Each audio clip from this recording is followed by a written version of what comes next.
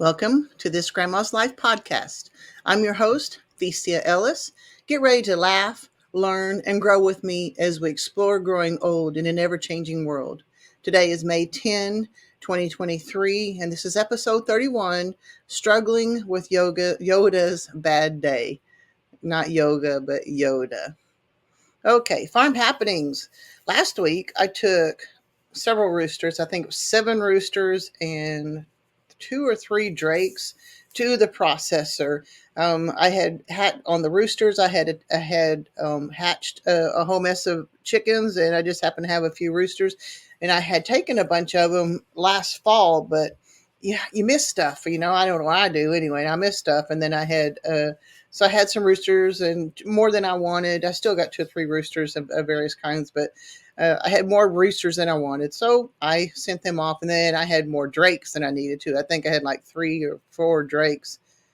I don't remember how many I had. I think I took 2 drakes with me and left 2, even though I really only wanted to leave 1. But by the time we'd gotten down to catching all those birds, I was tired. So I thought, all right, we got an extra drake. I can live with it. But I took them, and then this week, just a few days later, I took 41 Cornish cross chickens to the processor. So today, after I get done with this, I've got to rearrange about 3 different freezers to make room for these 41 Cornish crosses, along with the turkeys I already had in there and previous birds I had in there, and or chickens, and then I've got a few ducks and stuff too. So I need space for the turkey, not just for the turkeys and for the drakes, but I've also got roosters that I want to store separately from my Cornish cross, because you don't cook them the same. And so I just needed to, and that's not even including the venison and other stuff. So I've got a mess of work to do, rearranging, fixing things the way I want them, rotating. I want to put the new stuff on bottom. They're already frozen. Ooh, I made that mistake one time. I took everything out of the freezer and put my brand new stuff on the bottom, and it was so heavy it squished some of my birds. So I froze them on top. I've got a divider, and now whenever I switch them, it should be just fine. So we'll have to see about that. We've had some more rain. I think we had some rain earlier this week, but yesterday we got 8/10 of an inch of rain. That's what the rain gauge showed this morning. And again, it's been nice. I mean, the forecast calls for thunderstorms, and there's been maybe some thunder occasionally, but generally it's just nice, mellow, steady rain. And I love that rain. I mean, my body hates it. I'm getting old enough that my body hates all of that weather, but it's nice. It's a nice rain that doesn't wash halfway down the road, and it just doesn't go away as fast. And I really like that rain. The piglets are growing so nicely. Yesterday was kind of a mess, so I this happened after I made notes for this. I went out last night, and I hadn't moved my piglets or any of my pigs as often as I should. And of course, 8/10 of an inch of rain. It's rainy, it's muddy, and I've discovered that the piglets can go in and out of the electric net fencing just fine by themselves. But I expected that. I've seen that whenever I was up with my mentor in Kansas a couple of years ago. The piglets can go in and out, and of course they know where to go without getting shocked, But Waddles, their mom, was getting out too. They needed fresh grass. They were craving grass, and I thought, you know what, that's my fault. So I'm out in the rain yesterday, moving the A-frame to the pig hut and getting them set up with fresh grass, and they are much happier today, and I'm glad for that. But yeah, those piglets. Well, they're not cute today. They're kind of dingy because they've been rolling in the mud, but they're still pretty cute. Oscar, I don't know. I'd even posted on the video that's going up next that we had actually decided that we're going to get Oscar processed, because some days he can't even get out of his A-frame, and it's just really difficult to see him struggle. And then yesterday when I'm over here wrestling with all these other pigs, he's walking around. He's still stiff, don't get me wrong, but he's up and walking around. So literally every time I think about sending him to the processor, he seems to come around, but it's usually only for a day. So I don't know. I don't want to get rid of Oscar. Even I know he's going to go in the freezer and stuff, but he's supposed to be my breeding boar. And I know these other piglets can grow up and I can make one for that, but I don't necessarily want to. Well, I can't breed a boar from this new batch with with Waddles, his own mom. So I got to figure out something. I really don't want to get rid of Oscar, but I may not have a choice in the matter. Um, Another thing that's going on, I'm working toward passports. I've got, well, for Kinsey and myself anyway. I asked Tom if he wanted to do it. He hasn't stated. And I thought, well, I'm in the process. So I filled out the paperwork. The only thing is on the passport thing that tells you to call the USPS and or you can call the post office and it tells you to go to the website. And I'm following this thing. And for 2 days now, well, okay, probably closer to a 24 hour because I did it yesterday that it's still loading.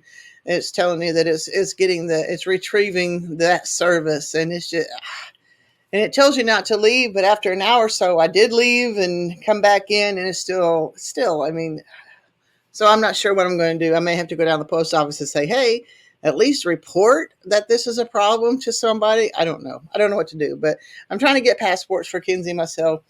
I'm planning for my future. I keep always telling you guys to live until you die. Well, I work an awful lot, and I want to be able to, if I want to jump on a cruise ship one of these days or something, there's things I want to do too that are not necessarily always work. So I don't know. I'm just, it's not going to happen anytime soon, but I want to be prepared when it's time.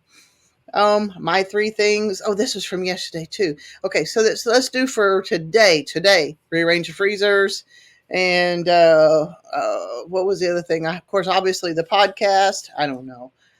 That's what I get for making my notes one day and then forgetting what I've done. But I do know I need to do the freezers, and I do know that I need to get this podcast up and going. I've been glad for that because I've been wanting to do it, but life is when I okay, like earlier this week, the night, let's see, Tuesday night, I had several things going in the daytime. My granddaughter had a doubleheader softball game, and I record all of her stuff, and so, or video it, and I did the doubleheader. Well, it's after dark when we go home, which is fine, but it's late. I go to bed about 8:30. I don't actually go to sleep until about 10:30 because I do reading and studying and writing and stuff. But it was after 9 before we even started catching those Cornish cross birds to take them to the processor.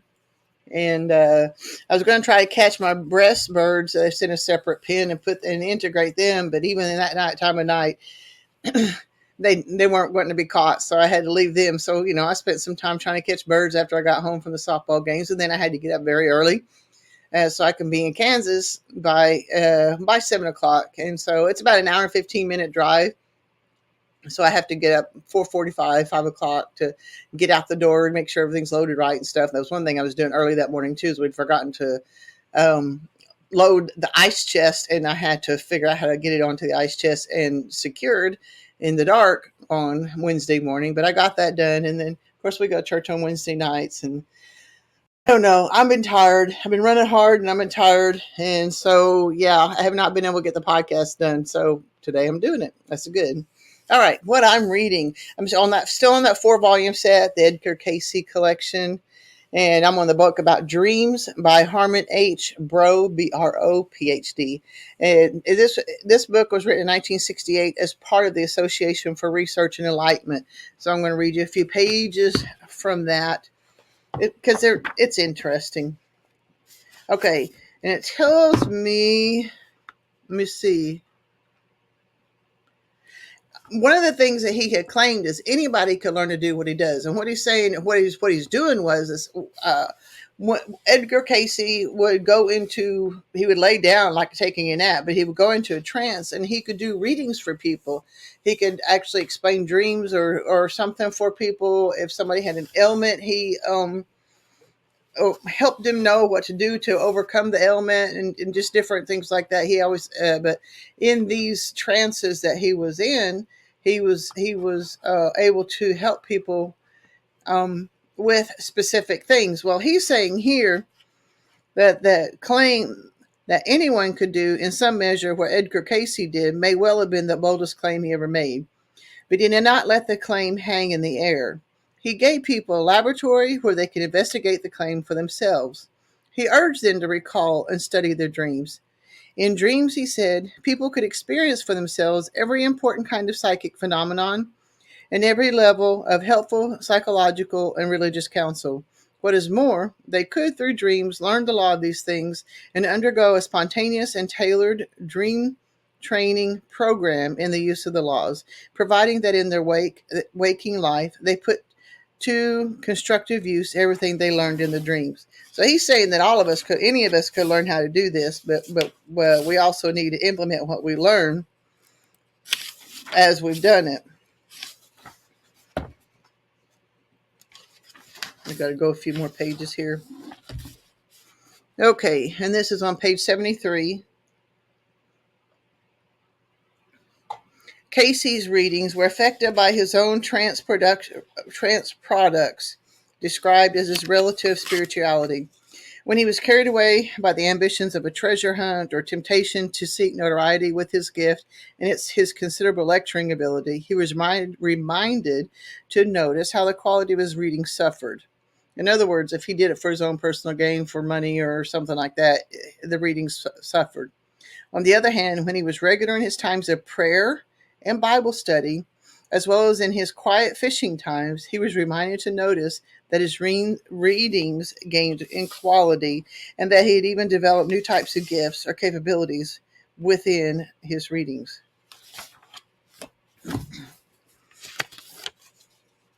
Dreamers should often ask in a dream or immediately after, he said, to be shown what part of their mentality has been working in the dream and why. In Casey's view, dreams carry significant meaning on several levels at once and should be interpreted accordingly. Fire often means anger. Light often means insight and help from the divine, as does the movement upward. A child often means helpful beginnings, needing further aid from the dreamer. A horse and rider often means message from a higher realms of consciousness. And the last thing I'm going to read is part of Casey's training led dreamers to wake up after a vivid dream, review it in their minds so as to recall it later, and then return to sleep with the intention of having the dream interpreted for them. As is not infrequently, as whether more by episodes or by essay-like passages or by the voice of an interpreter or interviewer, as one dream called it. And I found that particular passage interesting. I don't know. I don't know that I could interpret any of my dreams. I've tried to do that. More often, I have a dream specifically. If it's a bad dream, I have been known to try to wake up and then go back to sleep and make the ending that I really wanted on the dream and not what was happening in my dream. So I don't know. That's about as close as I get to learning anything from my dreams at all. I have tried to interpret some certain things, but I think one of the other ones is I think I'd read earlier saying that just because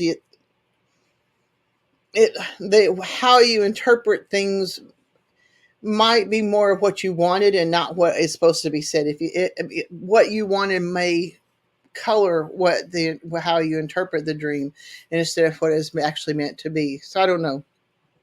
All right, I'm still listening to Atlas Shrugged, guys. I am falling totally in love with this. In fact, I've been listening to it on audiobooks and I actually ordered it to read it later, and I may even re-listen to it to learn more of the lessons from it. I have really learned a lot from this book and feel like I could go in depth and learn a lot more. But one of the recent things that has happened to it is Dagny is chasing down one of the people. I think she was going after the one that was supposed to make the engine that she so desperately wanted to get her rail trains going up again, up and running again. And she was actually in her airplane chasing down the other airplane, and she couldn't figure out where it had gone to up in the Colorado mountains. And she ended up crash landing in Galt's Gulch. And she spent like a month there with some of the people she knew that had been disappearing. And they were expecting her and they wanted her to be there, but not necessarily as a crash landing. And the only way you could stay is if you promised to basically quit society and do what you need to do. I mean, and give up to that the rest of the world who loots from you, steals and takes from you and stuff, and join this group of people who are in the future going to make it a better world. She was not ready to give that up yet, so she ends up going back after a month. To go back to her old life, and she's learned that a lot had changed while she was gone, and not for the good. And that's for the part I'm coming back at. One of the things I kind of had come away from this on the part of it is as this society is collapsing, they can't get the parts they need to get things. The railroad is their major form. This was because it was in the 70s. It was their major form of transportation, and for not just for people but for goods and stuff. And as all these the railroads themselves are deteriorating, the ability to get goods and services or goods to the people is causing a lot of problem. And the people themselves have lost heart in what they do. Those that have any sort of work ethic at all have quit, even though they're not supposed to, according to that directive. And a lot of them have disappeared and gone to Galt's Gulch, as I was mentioning. But those that are left behind, nothing's their fault. The government's supposed to take care of them, et cetera, et cetera. And I was two things. One of the first one is these people, they had have a feeling of helplessness and stuff, but it's kind of interesting because you could tell, well, how do you actually determine what happens in a scenario like that when you have lost all hope? And so a lot of things mirror what we're seeing right now, but the one thing it does not mirror, which I find interesting, is okay, right now, because we can't trust our government, we can't trust where there's so much going on, and I'm sorry, there is a lot going on. If you think about the homeless encampments that are especially in big cities, they're pooping on sidewalks, and people who have businesses and stuff, they can't do anything about it.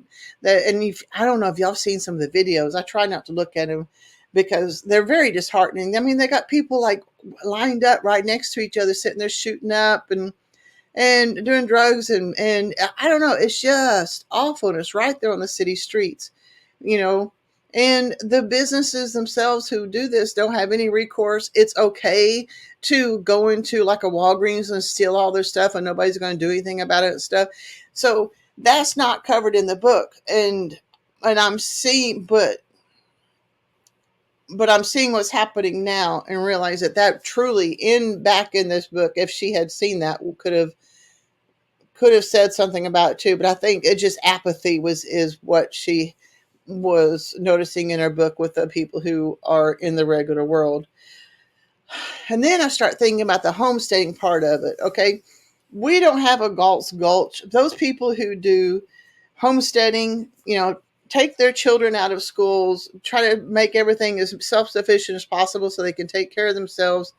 And other entrepreneurs have essentially quit, like what's in this book.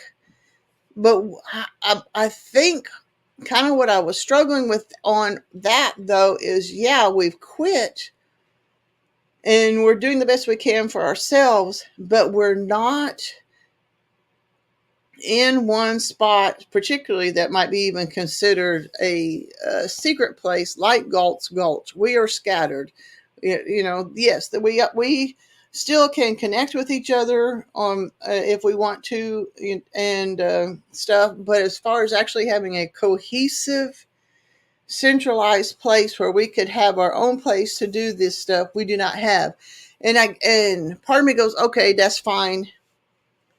Because when you centralize like that, I think that sometimes, I mean, the way she does it, everybody has the same thought of mind on for betterment of society or betterment of what needs to happen. And I don't know that even homesteaders, I think we don't even care. I mean, we do care, don't get me wrong, but what our focus is us taking care of our own. And so maybe that's why we don't have a location. And maybe I could be wrong. Maybe somebody has something somewhere up in the Colorado Rocky Mountains and doing that and have successfully hidden it from the rest of us.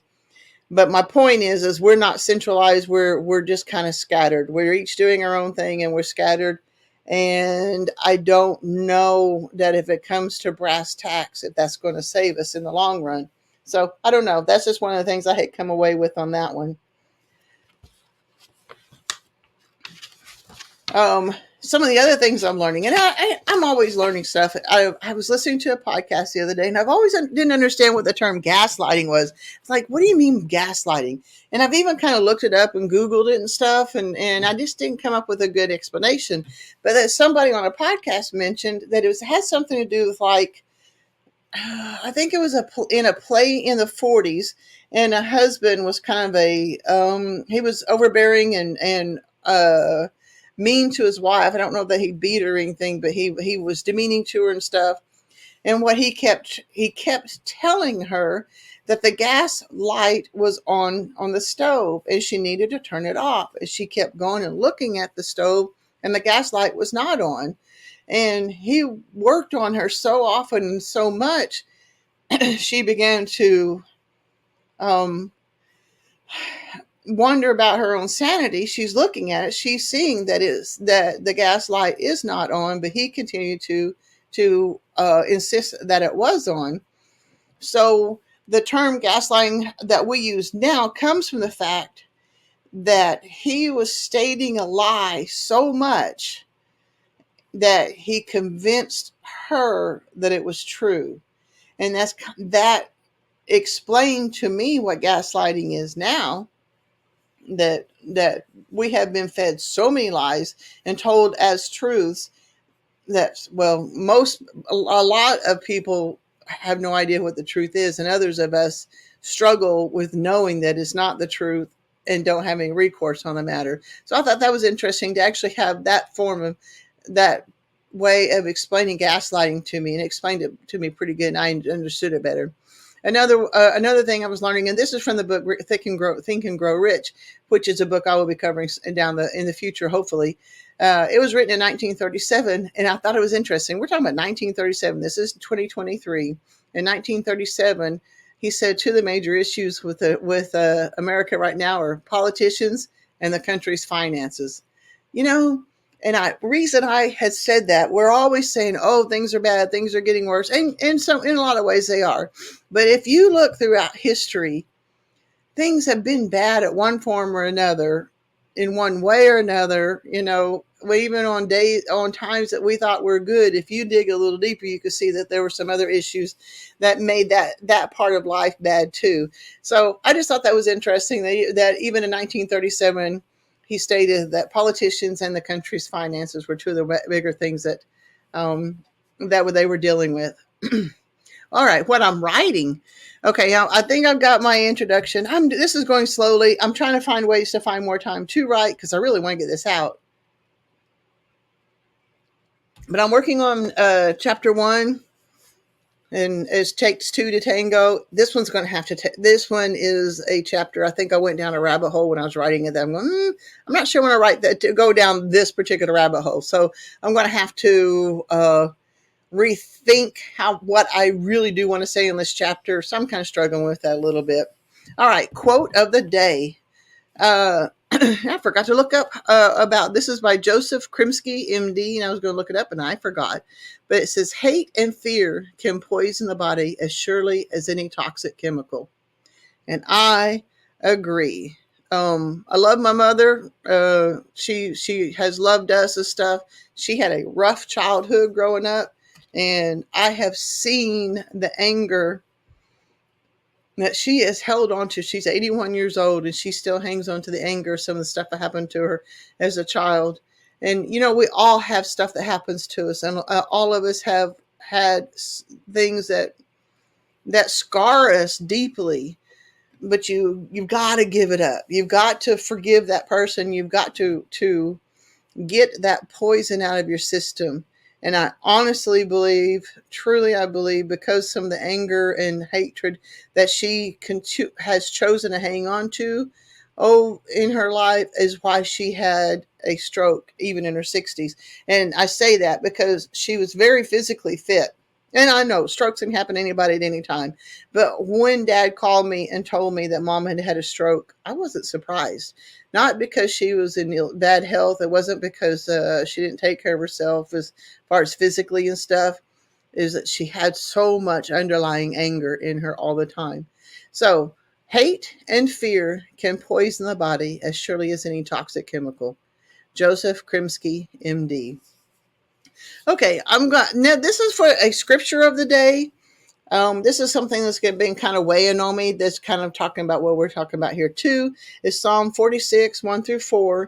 And I know we all have our different versions of the Bible. For years ago, I had discovered that the New International Version was the version I wanted. There may be better ones. So a lot of people like ESV. Some people stick with King James or New King James, and I can't do King James. So, but I do New International Version. So Psalm 46, 1-4. God is our refuge and strength, an ever present help in trouble. Therefore, we will not fear, though the earth give way and the mountains fall into the heart of the sea. Though its waters roar and foam and the mountains quake with their surging, there is a river whose streams make glad the city of God, the holy place where the Most High dwells. And I think part of the reason this one is such as well, there's several reasons that this is a special passage for me. Is I used to, those of us who are live in Oklahoma and nearby have heard of the Falls Creek uh, um, Bible camp. And back in my day, I mean, golly, there'd be like 10,000 of us kids a week there, something like that. It was a lot of kids. But we had Bible study and stuff going on too whenever I was there. And Falls Creek is still going. I'm just not sure. I'm not sure how the quality is. I couldn't even think it to it now. But whenever I was a kid going to Falls Creek, it was good. And one of the things we were just studying was Psalm 46, 1-4. And I had actually written a song. They had their lyrics like, let the world blow up, let the mountains crumble to the sea, let the oceans row and foam, where it's all coming down on you and me. But there's a river of joy flowing through the city of our God, and I'm not afraid. I'm not afraid at all. And I had actually written that song. I didn't sing it because I do sing along, but I didn't want to sing on the podcast. I'm not ready to sing on the podcast yet, put it that way. But that's part of the song I had written. I believe I was 15 when I wrote that. And what I want to convey to you on this is there's a lot going on. Biden and Trump and China, Ukraine, and of course, I go to church, and a lot of people going, "It's the end of the world. It's end times. It's end times." Well, I don't know if it is or not. All I know is, regardless of what's happening on the earth, God will take care of us. Everything will be fine. Just have that little bit of faith, because at the end of Psalm 146, He says, "Be still and know that I am God." So that's what I'm talking to you about on this scripture. All right, main subject. Oh, that's kind of funny going straight from scripture to this particular subject, but it was, and if you think about it, I had written it, struggling with Yoda's bad day, and he did have a bad day. Okay, my piglets. I've got one little piglet. He's a runt. Oh my gosh, guys, I'm sorry. I know I keep telling you how cute they are.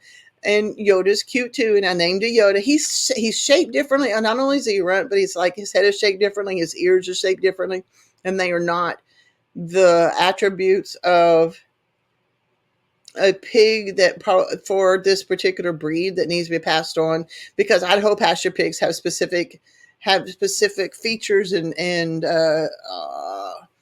just attributes that make them part of the Idaho pasture, and they're a mixture of Cooney and Berkshire and I think Duroc or something like that. And so, but his head was shaped a little bit oddly. His ears are shaped oddly, which made him look like Yoda, honestly. And because he was a runt, I thought, okay, I don't want to pass his genes on. And at the ag department down at the school, the instructor, Mr. Jenkins, had said that he would help, and whenever I was ready to castrate, just bring the pigs down. And he said he'd even come out and see me. And I thought, no, I'll just bring it. I had originally planned to have 2 pigs castrated, and that was a mess anyway, because and went out there to find the one I had named Yoda, and I picked him up. Of course, he squeals, and Waddle's mom is coming after me, and she intimidates me. She's a good pig. I mean, I can get in there all the time unless I'm messing with her piglets, and she's a good mama. And I won't lie, I'm intimidated. So I'm trying to hurry up and get this piglet and get out of there. I forgot to put my dogs up before I did this. So I've got this squealing pig, dogs jumping around and barking, Waddle's coming after me, and I was just so thoroughly intimidated. I'd already got little Yoda put in a cage and got him set up, got the dogs wrestled into the house so I could function a little bit. And then I went to go back and get the other one that I was wanting to get castrated. And then I realized, you know what? I talked myself out of it in a couple of ways. I had talked myself out of it. It's like, maybe, because all the rest of them had pretty good features. And I had just, I'm thinking I'm going to try to sell them in. If somebody wants them castrated somewhere down the road, I can do it. Maybe. I don't know. I just knew I didn't want to take on Waddles anymore for that. And so I decided to take just Yoda. And took him down to, and he made a class out of it. He goes, okay, this is what we're going to do. This is why we do it. He talked about boar taint. He talked about, and I learned something from that too. I didn't know that when you castrate a male pig that they actually have a better fat meat ratio too. Boars have a tendency to be more lean. And I thought, okay, well, that's fine too. But I had just done it for the boar tank. But he says that they put on weight faster and have a little more fat on them. I thought, okay, well, that's cool. I didn't know that either. So we had proceeded to get him castrated, and I did video it. And the video that's going to be coming out, you'll see where, I mean, I'm not going to show the castration, but yeah, I videoed it, so I have it for future reference. And it was, I don't know, it was, I struggled that day, and I feel so sorry for Yoda. And we tagged him, so the poor little guys got castrated and tagged, and I put him in the car, and he was still bleeding some, and I didn't want to put him back in with the piglets for a little while. So I spent literally the next 4 or 5 hours with him in the back of the car while I was running errands and doing stuff. And I even let him sit in the driveway for a little while just to rest. You could tell he'd had a rough day. So I finally thought, okay, I've got to make another run into town. I don't want to take him all the way into town with me again. So I decided I was going to take this little guy back to his mom, because you could tell he was lonesome. He was having a rough day. And of course, I picked him up, and he's squealing. And I got close to the pen. Here comes Waddles again. She is coming after me. And I'm going, here, take him. So they're reunited. Everybody's happy again. Everybody's together. Yoda kind of moped around for the rest of the day, and he had a rough day. And I have to admit, I had one too because of that. I just really struggled because of this poor little piglet. And it makes times like that make you wonder, okay, am I cut out to be a pig farmer? I don't know. We'll have to see. I may have to hire somebody to do that. I don't know, because I don't know that I want to be a part of that part of it anymore. That being said, I have piglets for sale. I'm hoping to keep some of particularly the. I'm looking for my notes and what I have. Mom is white or yellowish. She's blonde. Okay, she's blonde, and Oscar is one of those spotted ones. I don't know what you call it. He may be tricolor or something, but I've got one white male that's still intact, and 3 of my spotted ones are male, but only 2 of them are intact. And then I've got 4 white females and 1 spotted female, and they are all from the same litter. But these are Idaho pasture pigs. I'm selling them. I think I'm going to sell. If you want them for feeders, they're $200 a piece. If you want them for breeders, they're $400 a piece. So go ahead and let me know. Contact me, direct message me, whatever. My theciaellis@gmail.com. You can contact me through my website. You can contact me through Instagram, whatever. However you need to get hold of me if you're interested in these.